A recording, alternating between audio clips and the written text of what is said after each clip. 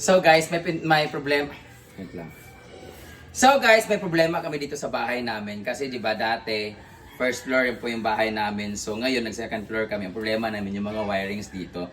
So sana sa Sipalco kung ano mang pwedeng gawin dito kasi siyempre nagpagawa lang naman kami ng bahay tapos yung mga wirings namin andito yung mga wire namin. So sobrang delikado talaga siya. Hala, na ano pa to? Uy, nabalatan pa siya oh. So, live wire po lahat to dito guys. Tingnan mo guys, oh, delikado talaga dito. Bawal talaga. Dapat harangan talaga dito.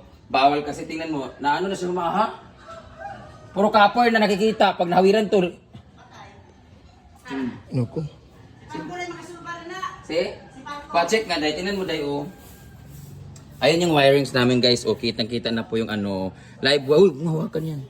Live wires po kami dito guys. Ayan, meron ano dito. Tapos ito, timama rin. Yung isang wire namin nasa kwarto po ng pamangkin ko. So, sobrang delikado talaga dito na area. And sa Sipalco, sana magawan po natin ng paraan to. Or meron po bang pwedeng gawin? Kasi yung highway po namin nandun. Sana po itong wire na to lahat mapunta doon sa highway. Kasi dapat sa highway naman talaga to. So nakatama po kasi itong wire na to sa mismong mga lupa na mga private property. So hindi ko alam kung anong pwedeng gawin dito. Kasi hindi na po namin naakitan yung dito sa terrace kasi delikado talaga siya. So, sana magawa ng paraan. Paano po ba? Ano po kailangan gawin?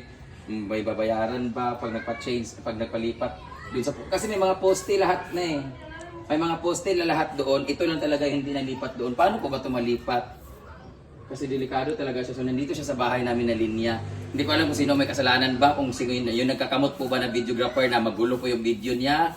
Or kami po ba na nagpagawa ng bahay dahil umakyat siya. So ano pa ba problema dito? So yun lang guys. Sa calling sa Sipalco, sana magawan po ng paraan tong wire namin. Kung pwede pong malipat doon sa highway mismo. Malapit na naman yung highway. 100 meter lang naman or parang 50 meters lang naman yung layo sa kalsada. Kung matatanggal ba ito pwedeng malipat, please. Singapore. So, moving on.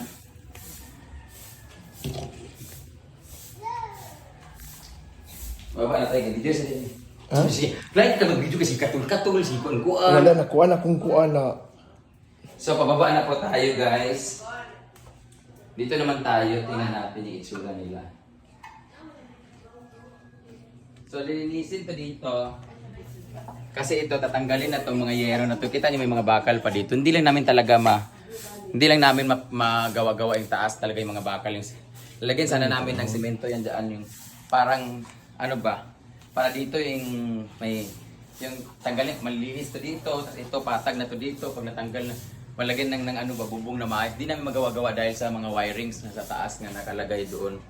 So yun. So dito naging park na po siya. Ayan po yung parking namin. Sada no? Tapos, papakita ko po sa inyo yung swimming pool namin. Expand na po siya. Ito po yung swimming pool namin.